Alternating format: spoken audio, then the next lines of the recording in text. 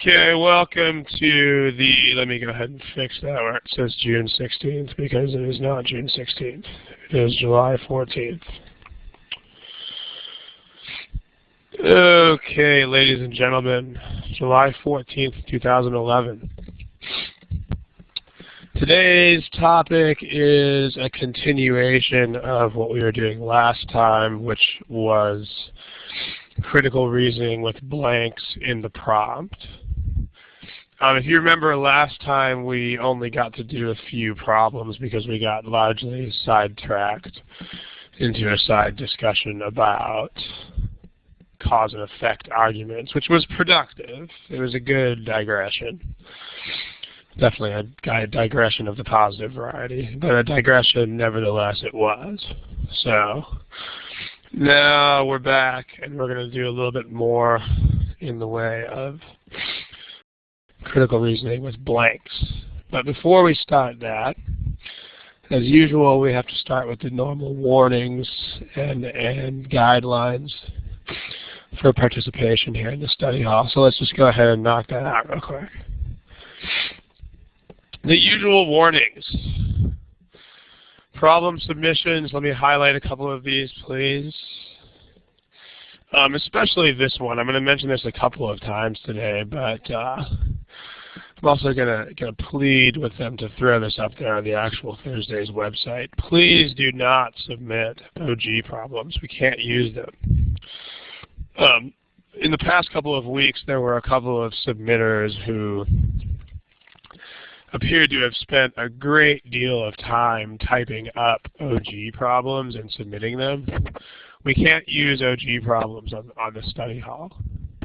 In fact, we're not allowed to use anything on the study hall that we can't also use on our forum. So if you want to know where the list of banned sources is, check out the forums. On top of each of the general quant and general verbal folders, you'll find a list of sources that we're not allowed to use on the forums, and those same sources we are not allowed to use on the study hall. So make sure you are aware. Awareness is power. Other things, please don't submit too specific problems. If you just submit something that is a single problem and ask about one or two of the answer choices, that's not really the kind of thing that should be on the study hall. It's the kind of thing that belongs on the forums. In fact, individual problems like that are the entire reason why our forums exist. So make sure that your question is at least general enough to be a study hall question. But also, as we said below, make sure that you do not violate the submission guidelines when you do that. Also, please don't submit personal issues. We had another couple of people over the last couple of weeks submitting things that are like, you know, hi, I have a month left before my GMAT, how much should I study, or how many hours should I study, or things like that. Again, guys, this is a study hall that is watched by hundreds and hundreds of people, so not the place for personal questions and personal issues. We do have a place for that in our forums. That place is in the general questions folder on the forum. So please post those things there. And if your question is specifically related to admissions, we also have a folder on the forum that is dedicated to admissions consultant questions. One of our partner firms, MBA Mission, which is an admissions consulting firm, mans that particular folder, and they'd be glad to take those questions. So, smiley face if you guys understand these guidelines. And hopefully if you're watching this later as a recording, hopefully you're not fast forwarding through these guidelines because we'd hate for you to waste your time with submissions. Just some extra emphasis on a couple of these.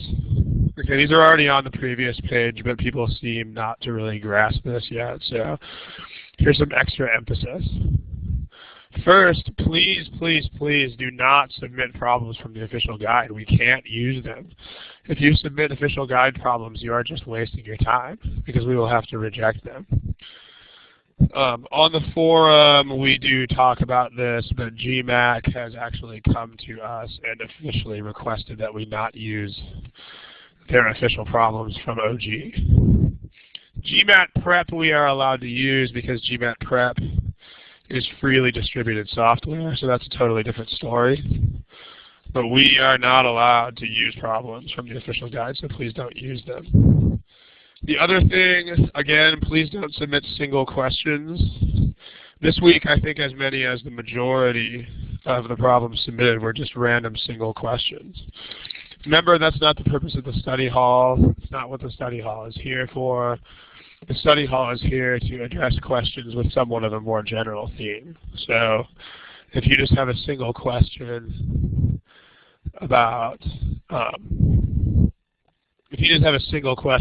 single problem, then please submit that on the forum. Someone writes in the text box, these recordings are sometimes not very good and cuts off the words. I'm not sure what the issue is there, whoever's writing that. You can always mention that to our tech support people if you want to get in touch with them. Here's an email address. So if you're having trouble with the recordings, then they might be able to help you out. Tech support. Okay, again, smiley face if you guys understand these two principles especially. No official guide, no single questions without a context. Okay. Finally, please check the archives. Over the last couple of weeks, a number of people have been submitting requests for topics that are already contained in previous editions of the study hall.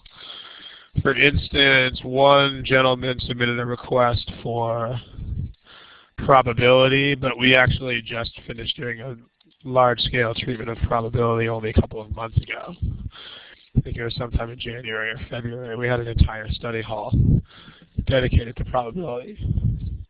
Another person asked for data sufficiency on coordinate geometry, and that's actually been the topic of not one but two complete study halls already. So guys, please check out the previous archives for topics before you post. We've already done about 40 of these study halls, so a lot of the stuff we've done has already been covered.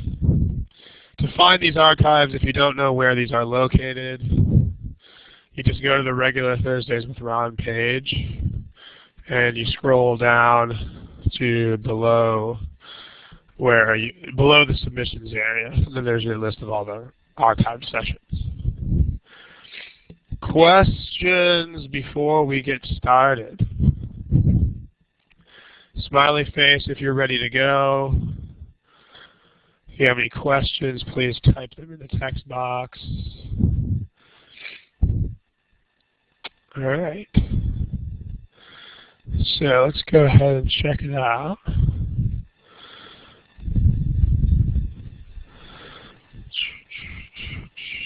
It's the first problem of the day. Well, when we do these problems, as usual, what I'm going to do is give you multiple choice options. I'm also going to make sure that you can't see each other's answers. So what you should have just seen appear near the left-hand part of your screen is this. So when we do these problems, please use these buttons. You should see multiple choice polling buttons. In other words, these guys, these A through E choices right here. Smiley face if you see where these are located on your screen. Okay, just to make sure we all know where these are, please pick A on your polling button so that I can make sure that all of you are on the same page here. Everybody pick A just to make sure you can find these polling buttons. Okay, most of you have it. Please only click once, because if you click twice, or if you click any even number of times, you'll erase your answer. Okay, there's still a couple of you. Cyrus, you haven't picked A. Madhu, you haven't picked A. Mukta, Ravi, SSS, you guys. Okay, most of you have this. All right, let's go ahead and move on to the first question of the day here. Again, please use the polling buttons to answer the problems. Here's the first question.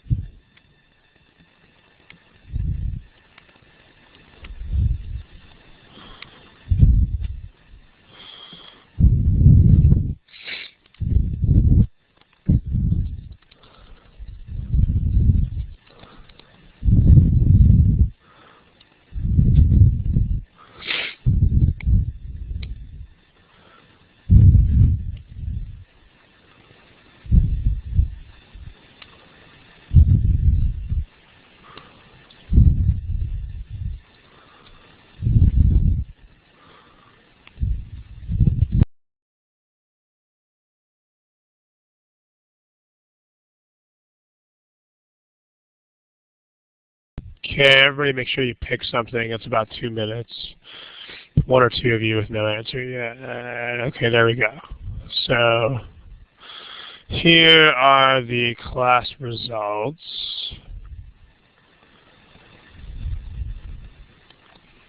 So we are definitely all over the place on this one. Let's start from the very first principles here and talk about what question type this is. Because problems with blanks, we did mention this in the last study hall, but problems with blanks are not a separate type of question. So when you see a blank, what you're looking at is a problem that fits into one of the other categories. So the problem at hand should fit into one of the other principal categories of problems. And your job is to figure out which one that is. So it should be either find the assumption, draw the conclusion, strengthen, weaken, or explain the situation or discrepancy.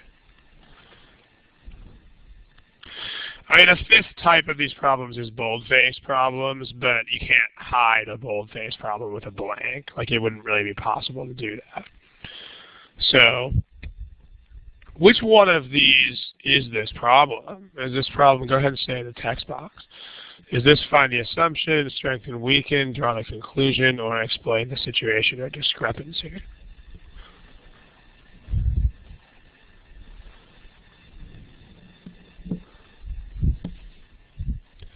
Yeah, a few of you are answering. It definitely comes closest to explain the situation.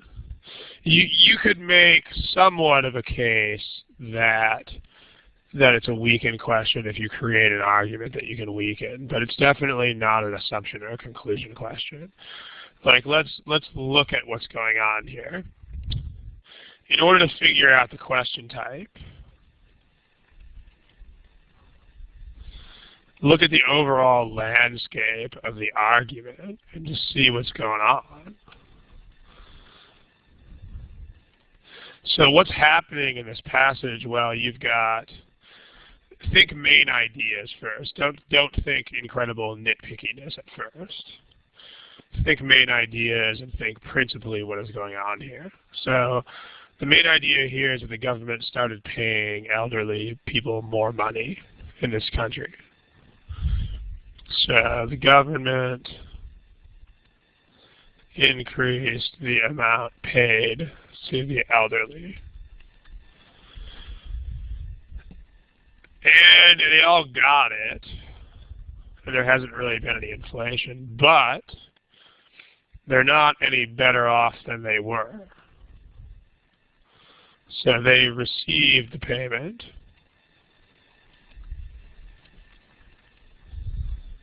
But they are no better off. So this is one of those cases where you're presented, this is not an argument. So that's the reason why it's an explain the discrepancy problem. Make sure you know the difference between these types too. in terms of which ones are actually arguments and which ones are not arguments. Like this is an argument. The passage needs to be an argument. And if you're going to strengthen or weaken something, the passage also has to be an argument. On the other hand, when you draw the conclusion, the passage is not an argument, because your job is to actually come up with the conclusion. Remember, an argument is something that has a conclusion in the first place. And then when you explain the situation, it's also not an argument. It just presents you with a sort of weird group of facts. And your job is to figure out those facts. So this is not an argument, and it has a surprising result in it. So that means that what we're looking at here is an explain the discrepancy problem. At least that's the model that fits this problem most closely. So not an argument, surprising result. So we need to explain the discrepancy. Inference is basically the same thing as a conclusion as far as these things are concerned in response to a question in the text box.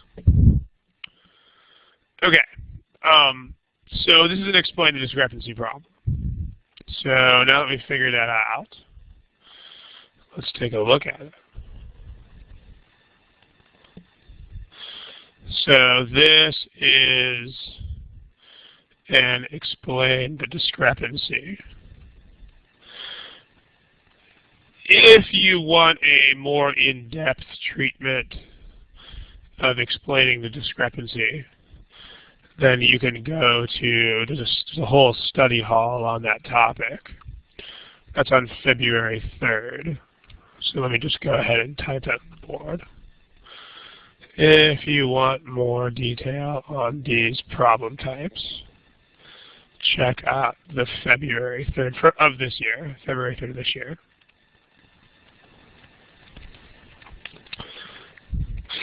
Basically, the deal here is that when you have an explain the situation problem, you have to figure out what has happened that is not normal, and then you have to figure out something that will explain it.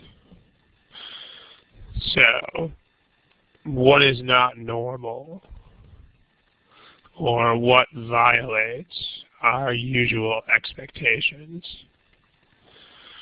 And then bring in something from outside the scope of the argument that could reasonably explain. So let's answer this question. Like in this argument, what is not normal? Like what violates our usual expectations in this situation?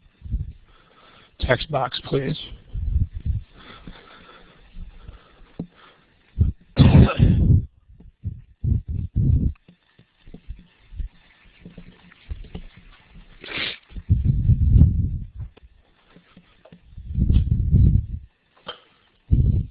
Yeah, Anna captures this pretty nicely. These people were actually given more money, but somehow they're not any better off, even though they've actually been given more money. So what we need is some means by which their standard of living is being kept from going up. So, right, a 20% increase, and I think it's ID or LD says, a 20% increase should normally improve their financial situation. So despite receiving more government money, these people are not any better off. So what we need is we need a factor that can equalize their standard of living with the previous value, even though they are being given more money by the government. Remember, scope is not a concern here. In fact, in these problems, you're supposed to pick something that's out of scope. I'm going to go ahead and, remember, here's your answers from last time. Kind of all over the place. So what I'm going to do, now that we have this extra discussion here, I'm going to go ahead and blank your answers. And let's vote again, because there was no consensus really at all last time. So previous answers, please re-vote now that we have a little bit of extra insight. And see what's going on here.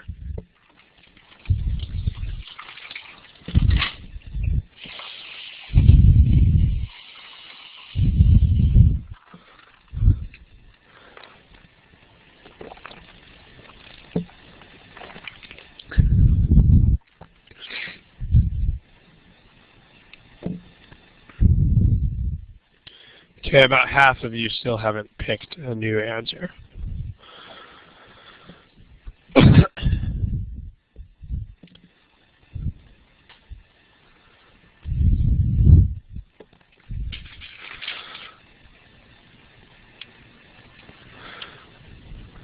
Okay, I'll give you about 10 more seconds. Let's see. Definitely still not a lot of agreement here. There's a Janny 1. Okay, you guys have all answered except me. I don't need to answer. Okay, here's what we have. Interestingly, the class performance shifted, but is basically at around the same level it was previously. Correct answer to this is E. Let's talk about why. Remember what you need. You need something that can work against the 20% increase that these guys are getting from the government. So what E says is that the children only give their parents enough money to reach up to the threshold of a comfortable living. So the reason that would explain this situation is that if the government gives them more money, then the children are just going to give them less. Because basically the children are just giving them enough to make it to this exact standard of living. And so it doesn't matter how much help comes from them and how much comes from the government. Like if, according to E,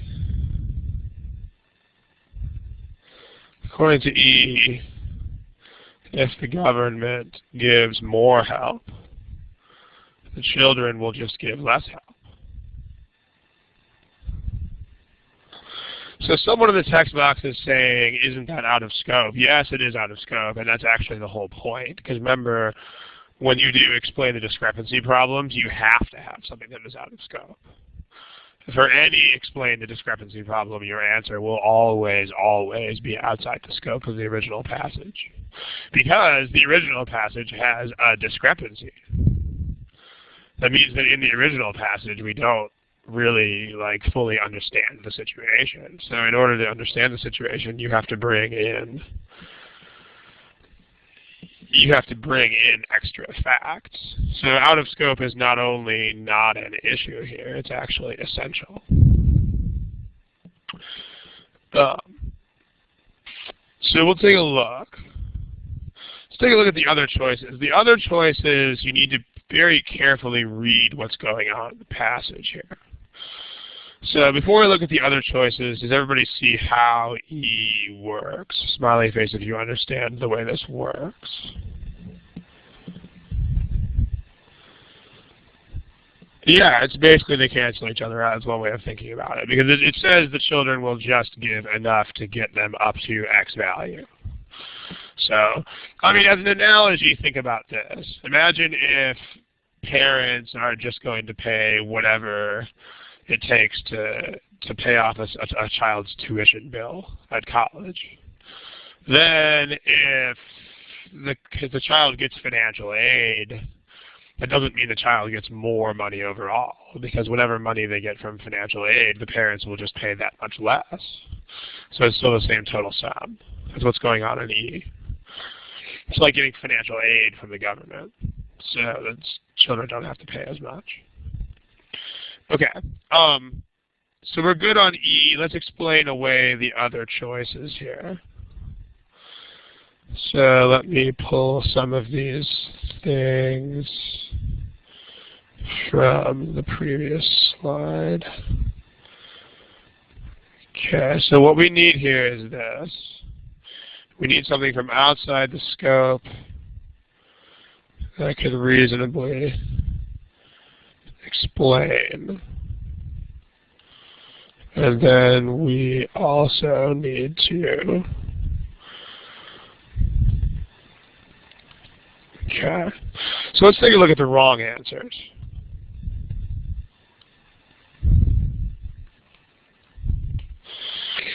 All right, we'll address that thing in the text box in a second. They rely entirely on the government pension for their income. This would definitely not explain the situation. In fact, if this is true, then the situation becomes impossible to explain. Because if A is true, then that means these people are definitely receiving 20% more income, no matter what. So if that's a fact, then it's actually impossible to explain the situation. B doesn't matter because the passage says that they got the money. Like, notice, B would be an issue if it actually prevented these people from receiving the money that they were due. But the increase has been duly received by everybody who is eligible for it. So there. I mean, if you have, we don't care how long it takes to get to them as long as they eventually get it. If B said that the banks were so corrupt that half these people didn't get their checks, that would be another story. C talks about what happens in times of inflation, but you've got to read the passage. This is irrelevant because it discusses what happens during inflation. And the passage actually guarantees us that there is no inflation or negligible inflation. So, inflation in the intervening period has been negligible. So this consideration knocks out answer choice C because C is only a factor if there is actually inflation, which the passage says there is not.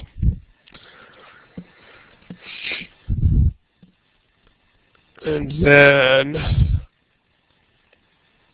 D says the pension was increased when the number of Runasians below the poverty level reached an all-time high. I mean, D is a motivation behind the action, but it talks, but it has nothing to do with the consequences of the action.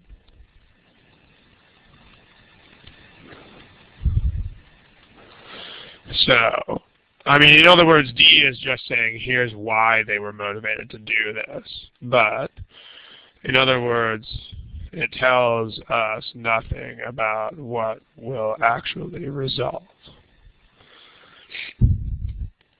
Okay. Some questions that are in the text box here. There's a lot. Let's see. E forces us to assume the children. Okay, so here, let's take a couple of these questions.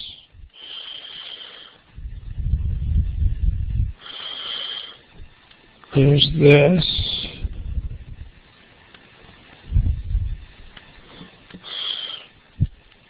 Okay, this one, E forces us to assume the children know how much the parents are receiving from the government. It does, but if this is the answer choices are facts. So the answer choices are assumed to be true. Notice, the answer choices of these things, in any explain the discrepancy problem, you're assuming the answer choices are the truth. So this includes the this includes all assumptions that are necessary for these statements to be true. So if it says children supplement them only by enough to provide them with X, then yes, they do have to know how much is required to do that. And so we can safely assume that they do know that. Okay, let's see, what else? If this poster says, if the children always supplement the income, then why is the government concerned? This is not the way that you attack these problems. Like, we're not questioning the motives of things that are facts. So you can't question facts.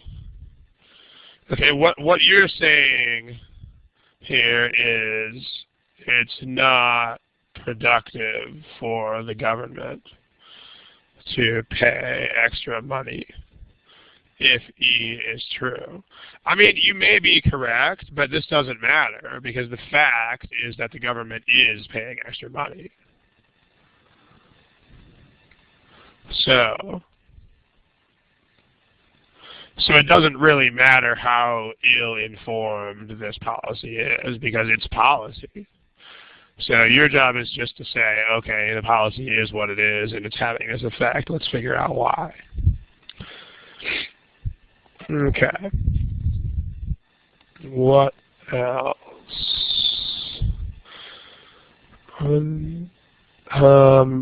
Mukta, I don't really know what you're typing there with the splits.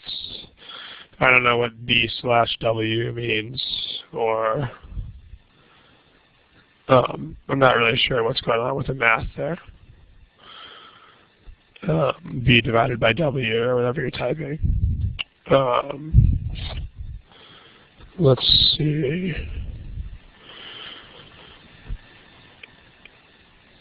Okay. Carl, last question we'll address before we move on to another one is the question here from Carlos,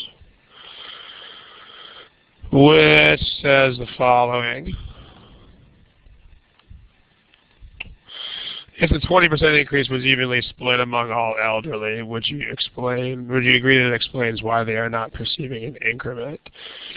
This is not the right idea because it doesn't matter where they start from. It just says that they're no better off financially. I mean, an increment is an increment. In other words, if you receive more money starting from point X, then you are better off, regardless of where point X is. In other words, if these people are very poor to start with, it's still an increment. They're still better off. If they're very rich to start with, it's still an increment. So the starting value is irrelevant because we're not concerned with where they end up. We're just concerned with where there is a difference. So we are not concerned with where they end up on the income scale. We are only concerned with whether there is a difference. And D doesn't affect whether there's a difference.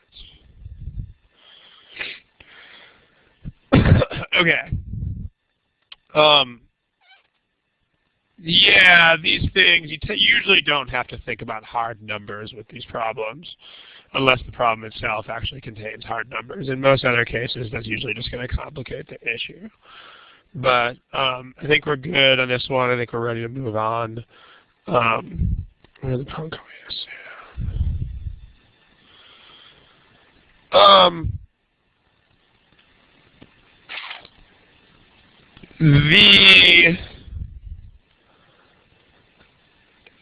The interpretation, the default interpretation of this statement is that it's a 20% increase to everybody.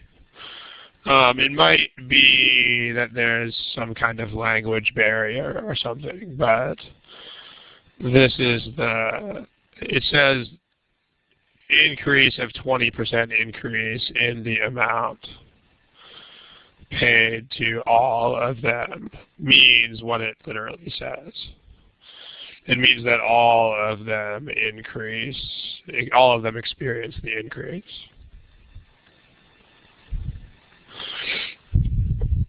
So that's the default interpretation of something like that. If you interpret that as a 20% increase in just the total sum, then they would absolutely have to say that explicitly. Like you would have to say the total sum of payments was increased by 20%, which doesn't say here. So the splitting is not uneven. Okay, let's move on to something else. Let's look at this. Okay, again, please use the polling buttons to answer the question.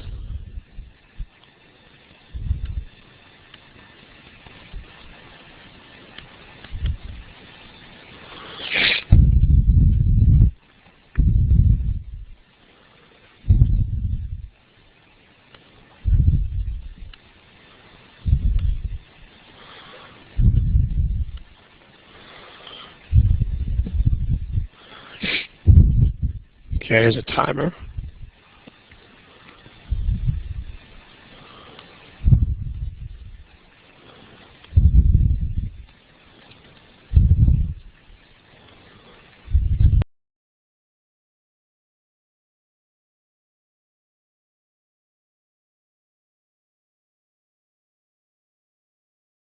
Okay, let's see. Ravi Singh, we're still waiting for you, and Mary Smith.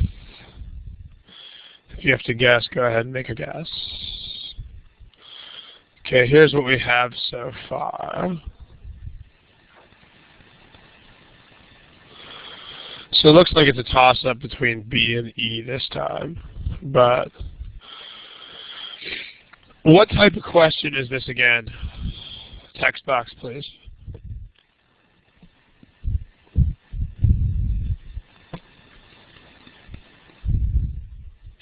It's another explain the situation question, yeah. So, because the situation is our discrepancy, yeah, same thing. So the situation here is the passage is not an argument. It's just a description.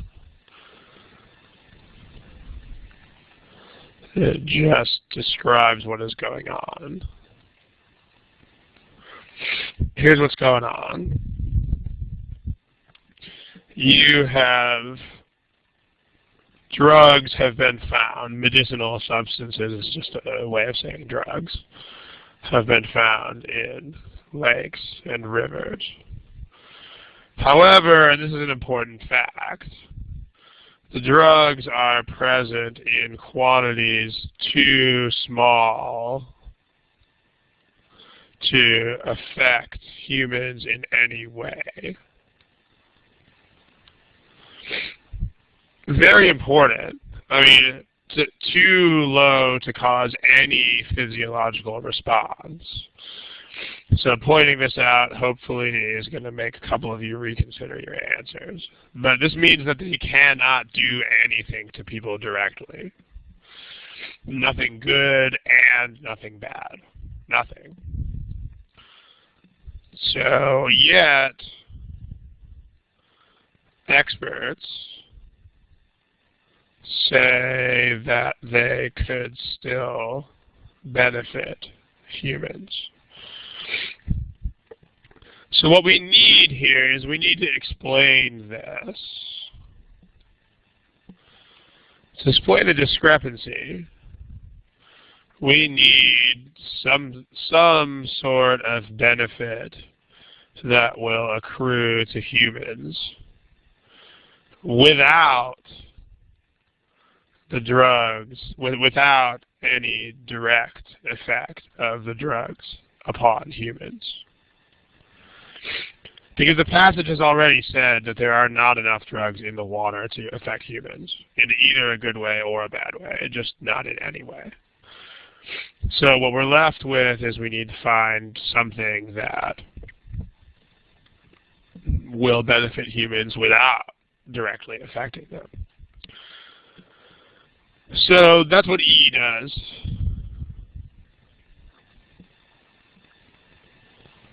So, removing them. Okay, let me fix the text over here.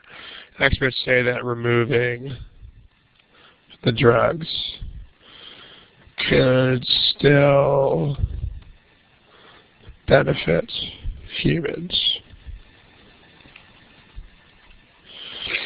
So some sort of benefit without any direct effect. So E does this, because what's going on in E states, according to E, taking away the drugs will affect disease-causing bacteria by making them less resistant to the drugs. This will benefit humans.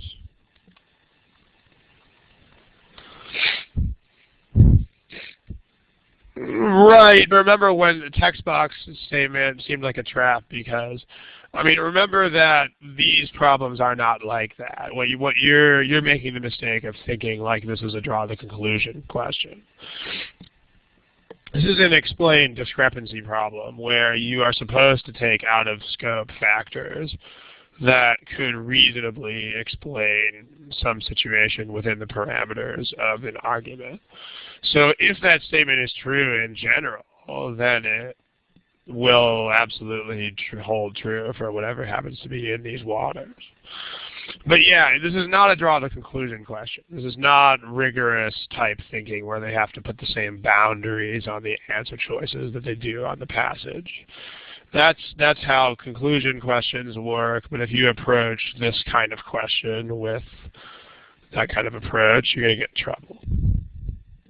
They're looking for more abstract relationships here. So notice how this works. The passage requires that whatever we're talking about not be a direct effect on humans because the passage has already said that there's not enough drug in the water to do that. So, but that works because the humans are not what's affected here, the bacteria are. And then the bacteria in turn would have an effect on humans. The other popular answer was B. The problem with B is that this is still a... There's actually two major problems here. The first problem is that this is still a direct physiological effect on humans, so it won't happen. But more importantly, if B were true, then it actually totally works against the argument. This works completely against the argument because it supports leaving the drugs in the water.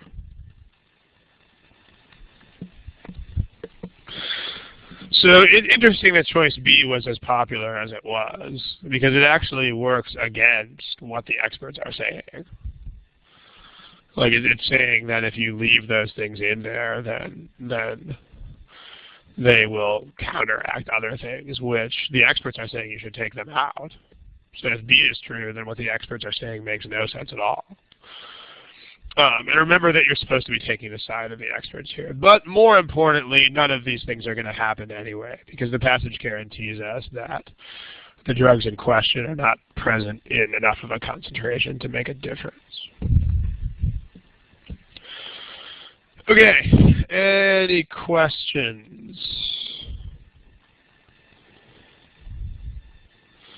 You don't need to use the hand button. You can just type your question in the text box. I didn't pick C. Stayed there for a while. C's got nothing to do with the drugs in the water, though. So I mean, C is talking about people being treated with drugs that contain these substances. And I mean, it's irrelevant to the situation at hand here because the water, remember that the water is not exposing these people to these drugs in sufficient quantities to make any difference. So there's not going to be any interaction between the drugs from the water and the drugs that might be prescribed because the drugs in the water are not present in enough of a concentration.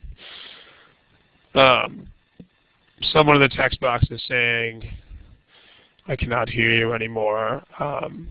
You may want to try audio setup if you can't hear. I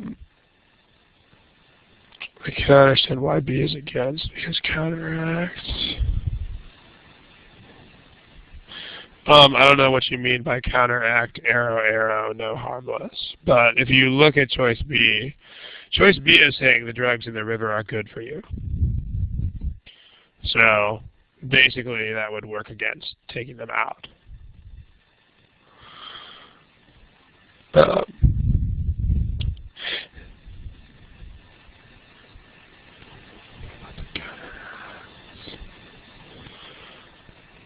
Most people thought that counteract implied that they would work with the drugs. I mean, in any case, the easiest way to get rid of B is to realize that the drugs in the river are not affecting people. So the reason we have listed as number 1 here. So you know that none of this matters because the drugs that are in the river are not affecting people. And B is only a factor if the drugs in the river do affect people. So, someone says, isn't discrepancy either strengthen or weaken? Absolutely not. They're very different question types. Strengthen or weaken, you actually have an argument, and you're trying to either support the argument and give it a little more strength, or you are trying to oppose the argument or defeat it. These are not even arguments. These are just things that are happening that are weird that you have to try to explain. Here's a suggestion. I mean, if you're asking a question like this, then I'm going to highlight this on the board. I don't mean to make an example of any particular person, but I'm just trying to give some guidelines here. A question like this indicates that you probably aren't ready to do GMAT critical reasoning problems yet. Because this kind of question means that you don't really know what you're doing. And so if you go through a question and you're not even really sure what you're supposed to do, you're just wasting the question. So, and as you know, the number of materials out there that are good is pretty small. I mean, aside from official materials, most of what else is out there is pretty bad. So these things are treasure. You don't want to waste them. So instead, if you have trouble with this sort of first principles, then here's what you should do. If you have trouble with first principles, in other words, like how basic question types work, etc., then do not do the real problems yet until you can create your own. So that's my suggestion here. Make sure that you can create your own easy problems of each question type before you move on to real ones. If you can't, then you don't understand the basic format of the questions enough to proceed. So here's an example. I mean, I'll just make up a couple to show you what I'm talking about. If you have sample explain the discrepancy,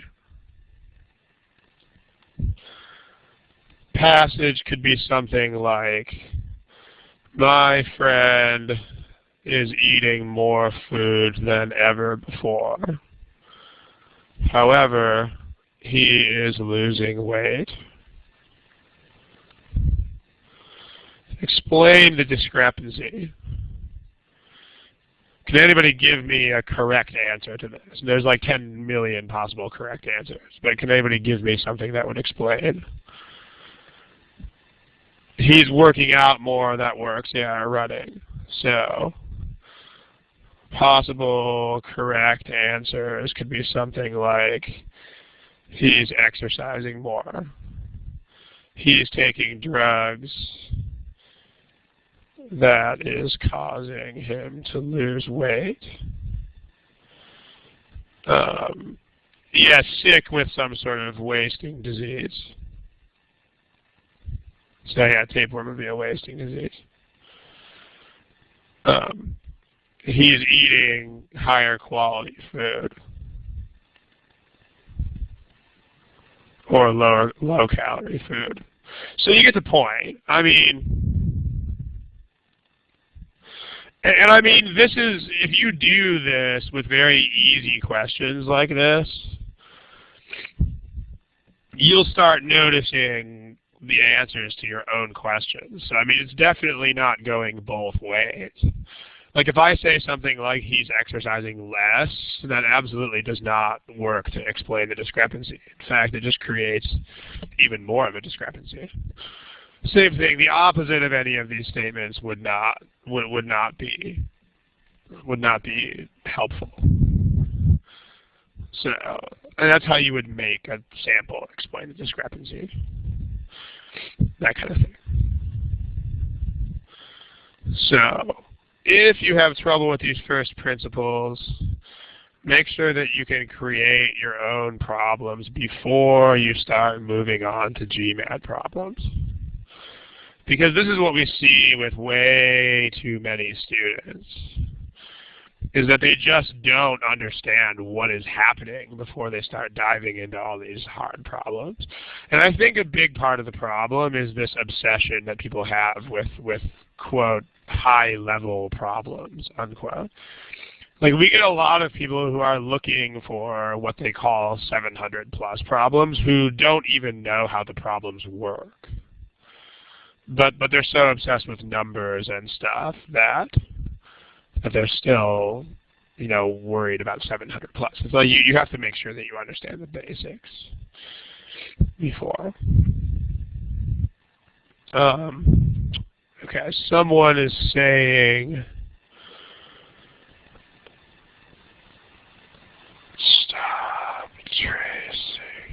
stop tracing drugs. No, trace amounts means small amounts. Like a trace amount means a very tiny quantity of something. So this doesn't mean, this is not a verb. Trace is not a verb here. This is like small quantities. So there are small quantities in the water. The experts are saying that you should take those small quantities out. All right. Hope that helps. Let's move on. Yeah, trace amounts are small quantities. Let's take a look at something new. Try this.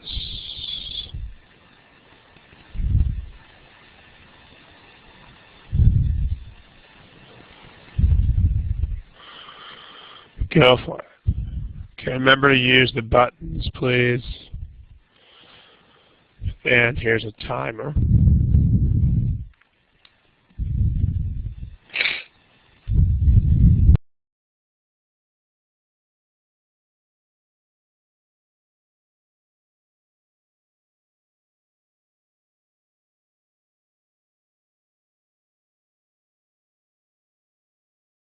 I'll give you a little bit extra to answer. There's a couple of you who don't have answers, so I'll give you an extra 10 or 15 seconds.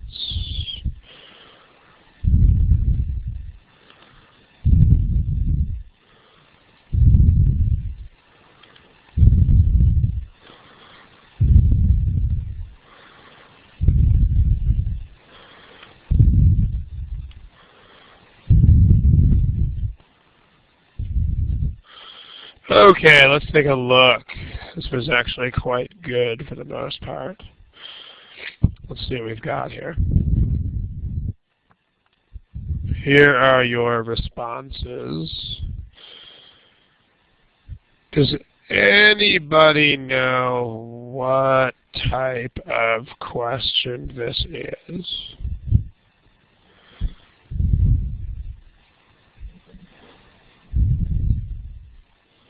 There's actually two ways you can answer this, so don't be shy.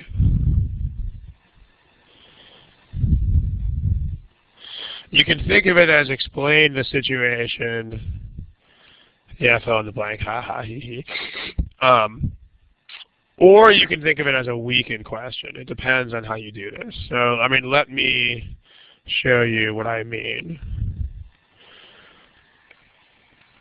And I mean, there is a certain amount of overlap. There will never be overlap between draw the conclusion, find the assumption, and other question types, because those are different animals.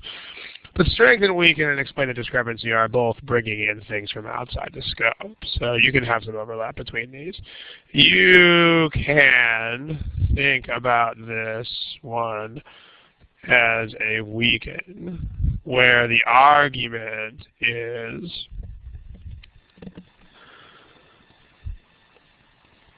people,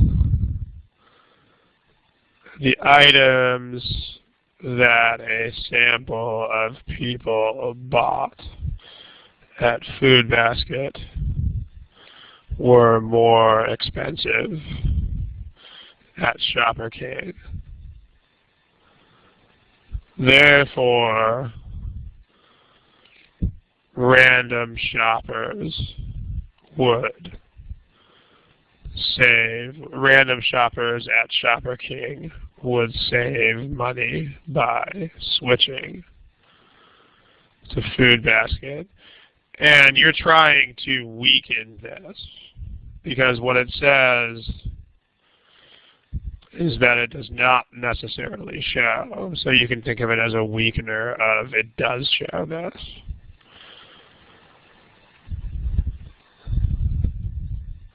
Or you can think about it as an explain the discrepancy situation.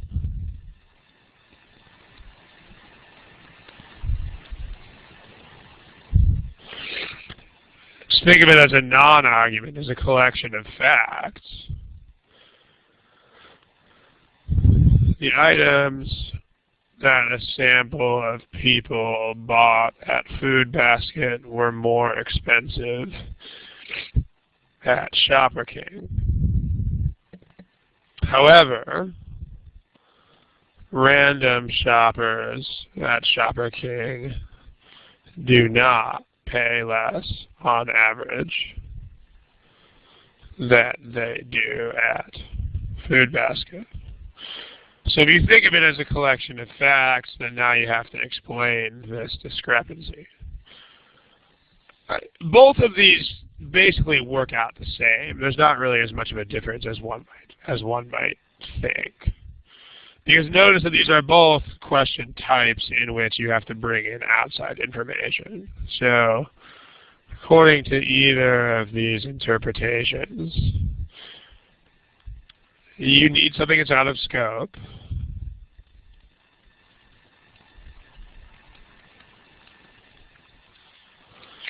And it needs to show that the savings experienced by the sample shoppers does not translate into a general savings relative to the other store. So this case, people saying it's weakened, people saying it's explained discrepancy, you guys are basically both right. But in either of these cases, the ultimate interpretation should be that we're looking for this kind of thing. Smiley face if you understand this.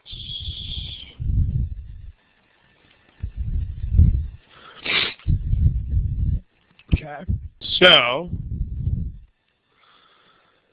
we need something that is outside the scope,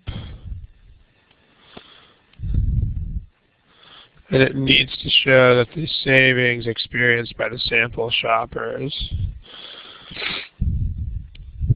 does not translate into a general savings relative to the Shopper King store. So, translated into other words, what this means that we need a reason why these shoppers, but not all shoppers,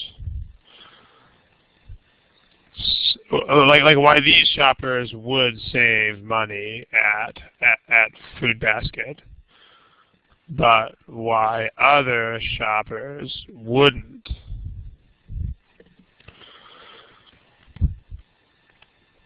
So something has to be special about these shoppers. There has to be some reason why this particular population of shoppers saves money at Food Basket, even though random shoppers wouldn't.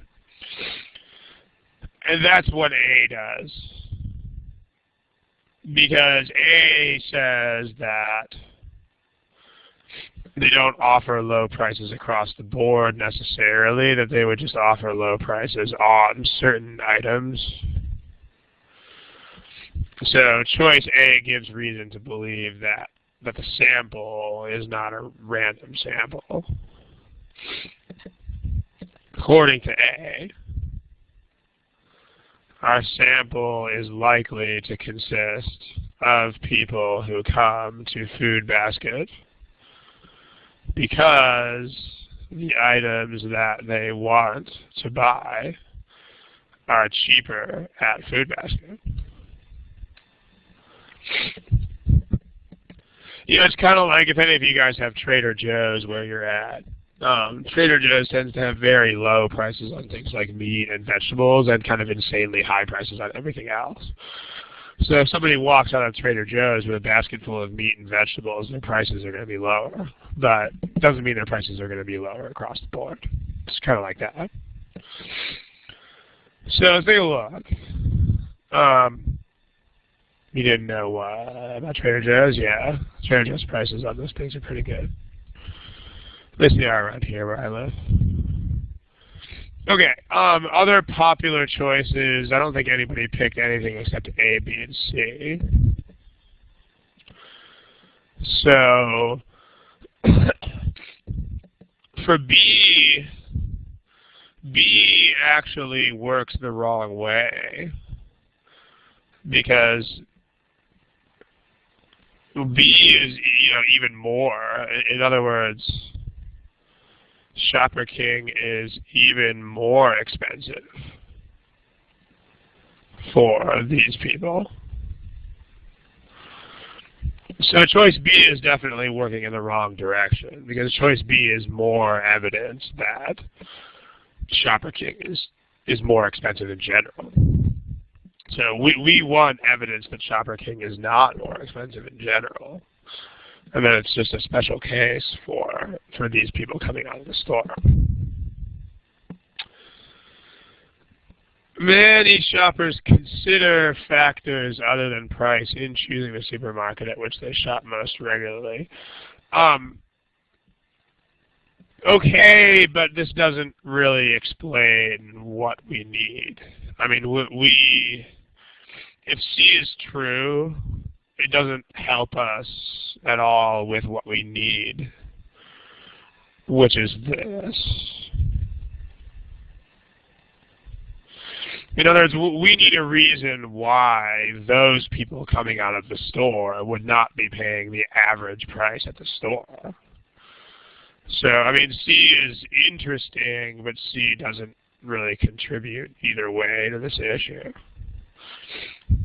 It doesn't help us resolve this either way.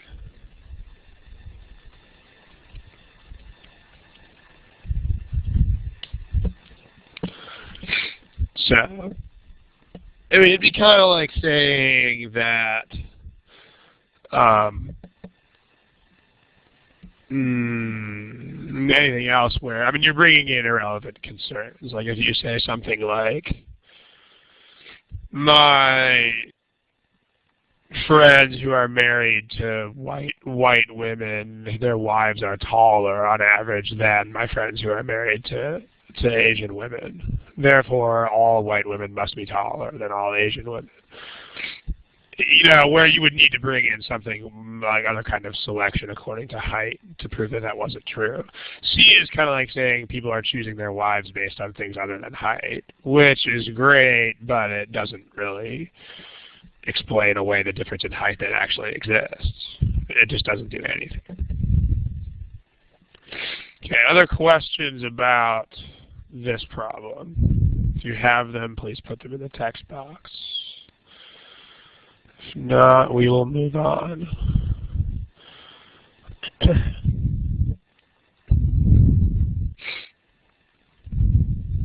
Okay, let's move on to another one. Let's try. I think it is not necessary to. I mean, it's not an issue of wasting time because it's, you know, some people might come up with one of those classifications first and some of them might come up with the other one. I mean, what I'm not saying, in case you're interpreting it this way, is I'm not saying that you should interpret this in both of these ways. I'm just saying whatever, you know, if some people thought of one interpretation and some thought of the other one, then they're both right.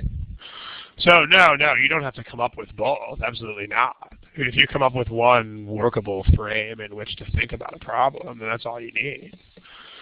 But there's no superiority of either one. I mean, they're both valid ways to think about the problem. Okay, let's take a look. Yeah, it just depends on how you think about it. I mean, it's the same type of deal. Let's take a look at this one. You know the drill. Please use the answer buttons. Go to town.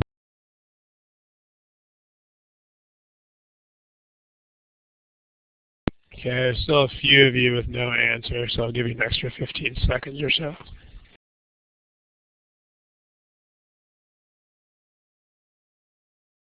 Okay, I think we have answers from everybody. So let's take a look. The deal here, this is another one of those problems where it's basically either a weaken or a explain discrepancy, depending on how you want to personally think about it. So let's view it in those two ways. You can think of it as a weaken. If you think of it that way, then you have to come up with an argument that you're actually trying to weaken. The argument would be, in the past,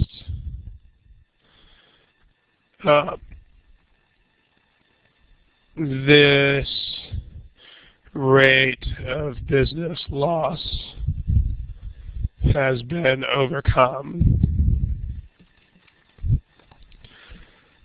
Therefore, the business district will rebound again. And you're trying to weaken this particular conclusion because you're saying confidence that it will rebound again is ill-founded. So you can think of it that way. Or you can think about it as explain the situation. In this case, it's just a collection of facts.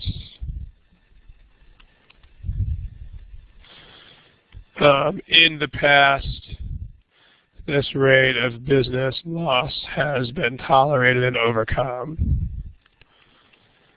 However, this time, it is unlikely to be overcome. So you need to explain this. So in either one of these cases, again, it's two different ways of thinking about it. But in both of them, we need some out-of-scope reason according to either of these interpretations. We need an out-of-scope new reason why the situation is fundamentally different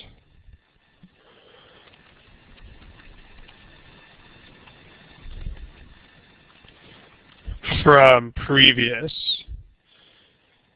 analogs. In other words, like, we need a reason why the situation is different from previous times. Why are we not likely to rebound again? So we need some new reason out of scope. Reason why this downturn is going to be more difficult to overcome. So, A, stores likely to be put out of business are anchor stores on whose ability to draw shoppers many of the other stores depend. So the stores likely to be put out of business are stores that the other stores depend on.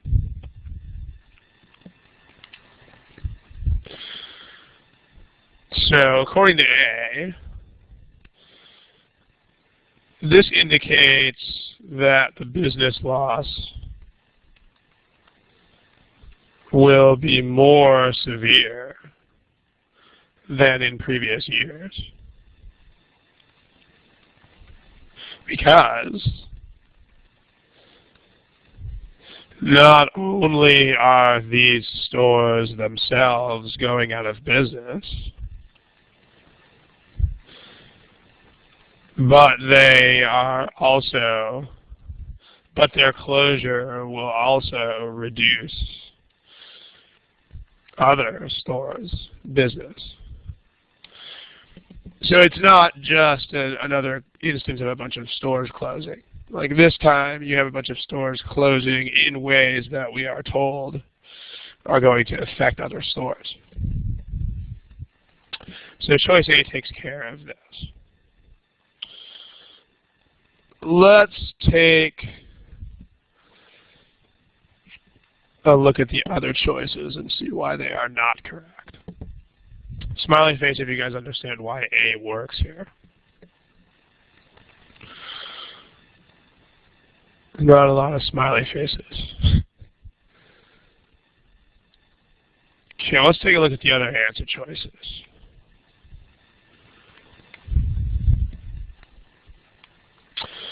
If you look at B, a couple of you picked B.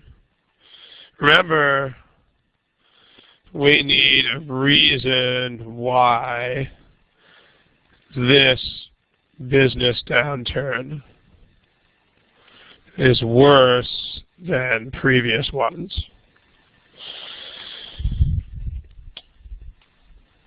B says the bus line that has long connected the downtown area has a tradition of carrying shoppers into downtown Morganville to shop.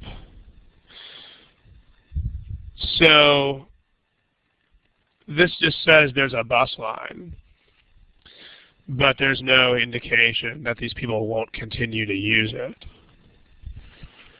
So if choice B had said, because Save Mart is there, people will no longer use this bus line, then you've got something.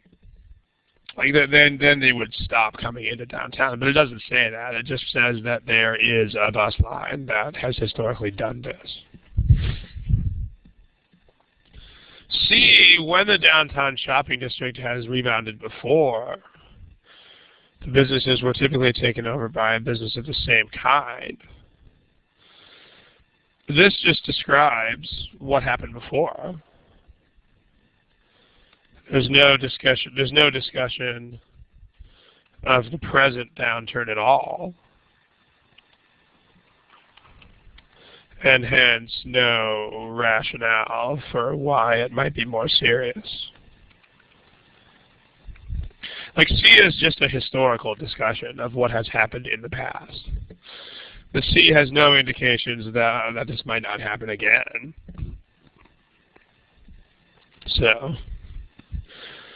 save Mott.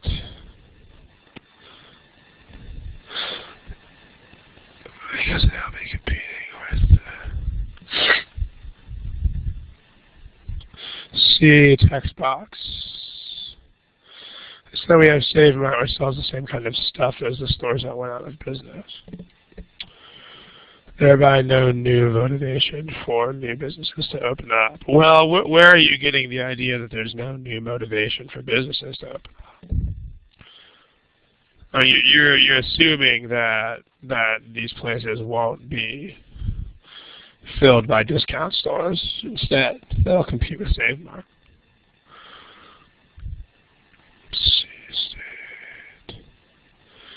Doesn't see a state that in old times similar businesses were replaced. Yeah, but Sid, see, that's the problem. This choice doesn't say anything about what will happen this time.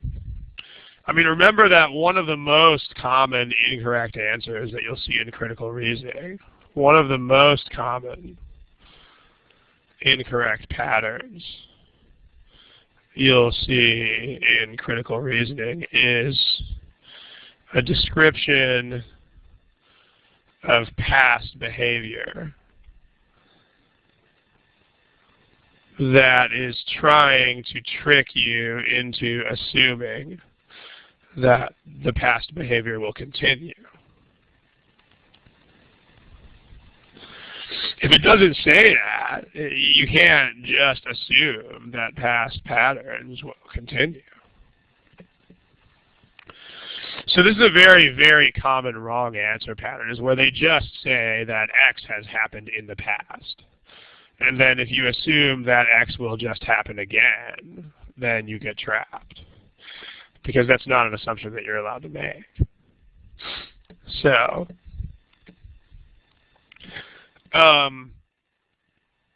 doesn't even A assume certain things. It assumes things that are sort of trivial. Like E, I mean A, the only things assumed by A are things like if the stores that shoppers depend on, or if the stores that other stores depend on go out of business, then those other stores will suffer. I mean, that's a pretty common sense assumption. I mean, remember that you can make common sense assumptions. You cannot make non-common sense assumptions. I mean, assuming that everything that's happened in the past will continue in the present is not a common sense assumption. So you can't make that. Josh, SSS says, what does that mean? It means that the other stores need the anchor stores in order to bring people in. So, in other words, if the anchor stores close, then these other stores won't get as many shoppers. So it's not directly affording the loss that's the issue. It's the fact that they won't get the people that were previously drawn in by those anchor stores. Rusty says, isn't part of A as representing past behavior? It's not. If you notice the way that A is phrased, it talks about how things are right now. Like, notice that all of this is present tense. So this is not indicated as a past pattern at all. This is indicated as the way that things are right now at the present moment. So, or in general. That's what the present tense signifies. So, well, again, TWR, you can't assume random things. I mean, that's an assumption that has no support. It's basically just made up at random. Like there's no reason to believe that and not to believe that the opposite won't happen. So you would need to be given that. You can't just assume that that will happen. You know, I mean, as an analogy, let's say that someone's making $100,000 a year and loses their job. And then the argument says they will probably have less income. I mean, what you're saying is kind of like saying you can just assume that they will find another $100,000 job, which is not a safe assumption. It's definitely stretching it. So you really have to make sure that your assumptions are total common sense when you make them. So in these problems, there's no rules-based way to figure this out. You just have to understand, you know, with intuition. But when you make assumptions in these problems, make sure that they are completely common sense assumptions. In other words, assumptions that are so clear that they would be very weird if they were not true. Okay, we've got to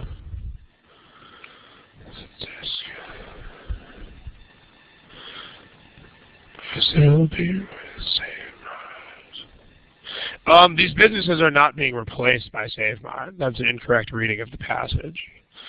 Notice that SaveMart came into the neighborhood and then the businesses closed. So they're not, that's an incorrect reading of the passage. Like, in fact, they haven't even gone out of business yet. So 20% of them will fail because SaveMart opened in another city. So Neil, you've got to read the passage more carefully, because like you read it as SaveMart replaced the stores that closed. Totally not what happened. What happened is SaveMart opened in another town, and then in the future some stores will close as a result later. Okay, we got to wrap up here. We are about 5 minutes over. If you have administrative questions, I'll take those super quick. Otherwise, have a wonderful 2 weeks. Yeah, feel better. I guess it's, I don't know if I can feel that much worse, man. I'm not feeling so hot here. We don't post the slides, but we do post the recordings. So the recordings are at the Thursdays with Ron site. So yeah, just the recordings. Because I mean, the slides generally wouldn't make a lot of sense without the recording, especially when it comes to math, but on both parts. You should read the question stem first, because the question stem tells you what you're doing. Like if you don't read the question stem first, it's very difficult to be oriented. So, yeah. Okay, this is not the time for extraneous questions. Like we have to go, I have to run, I have some appointments to go to, but if you have any quick administrative questions, I can take those. These questions were from GMAT Prep. So, SSS, I don't post recordings. That's our tech people do all that. I mean, I don't do any of that.